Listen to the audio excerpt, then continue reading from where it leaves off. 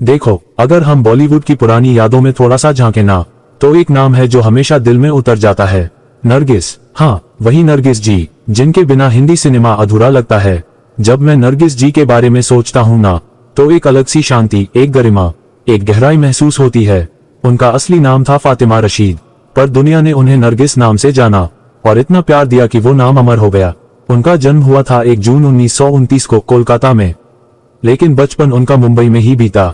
उनकी मां जद्दन बाई, वो भी एक मशहूर गायिका थीं और फिल्म प्रोड्यूसर भी। तो सोचिए, फिल्मों का रंग तो उनके खून में ही था। नरगिस जी ने अपनी पहली फिल्म की थी जब वो बस एक छोटी सी बच्ची थी।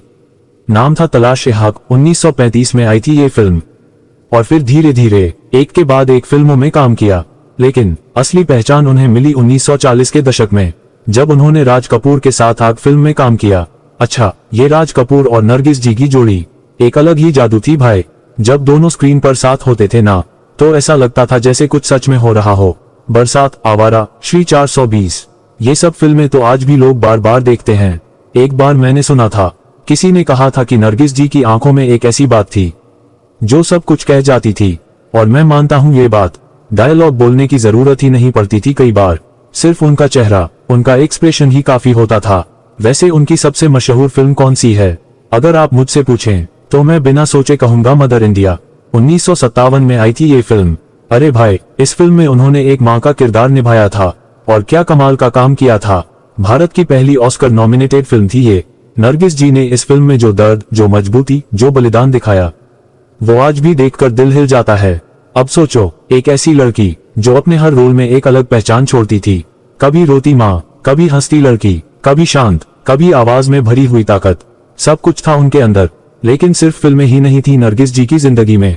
एक और अध्याय था, सुनील दत्त साहब। जी हाँ, उनसे उनका मिलना भी एक फिल्म के दौरान ही हुआ। मदर इंडिया के सेट पर एक दिन सेट पर आग लग गई थी, और सुनील दत्त जी ने बिना कुछ सोचे समझे उन्हें बचा लिया। खुद जख्मी हो गए थे, लेकिन नरगिस जी को बचा लिया। बस वहीं से कुछ बदल गया था। दोस्ती बनी, और फिर प्यार। 1958 में दोनों ने शादी कर ली, और फिर एक नए सफर की शुरुआत हुई। नरगिस जी ने शादी के बाद फिल्मों से थोड़ा किनारा कर लिया।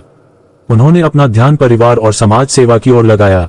वो राज्यसभा की सदस्य भी बनी। उनका जीवन एक उदाहरण था कि एक कलाकार सिर्फ कला में नहीं, इंसानियत में भी महान हो सकता है। उन्होंने स्पेस्टिक सोसाइटी ऑफ इंडिया के लिए बहुत काम किया। विकलांग बच्चों के लिए स्कूल खुलवाए, कैंपेन चलाए। उनका दिल बहुत बड़ा था, कभी किसी गरीब, बीमार या जरूरतमंद की मदद से पीछे नहीं हटी।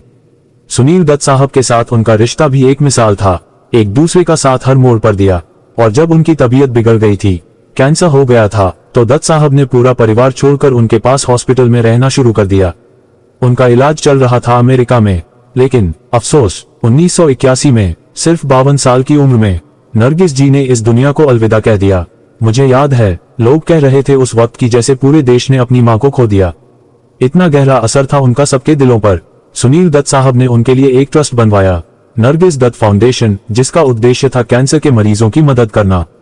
और उनका बेटा संजय दत्त उस वक्त फिल्म इंडस्ट्री में नए नए आए थे। उनके जीवन में भी मां का असर हर जगह दिखता है। जब भी उनके बारे में बात होती थी, आंखें भर आती थी उनकी।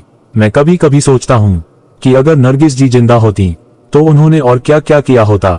शायद और फिल्में और समाज सेवा, या शायद एक मेंटर बनकर नए कलाकारों को सिखाती। आज भी जब मैं उनकी फिल्में देखता हूँ तो लगता है जैसे वक्त वहीं थमा हुआ है।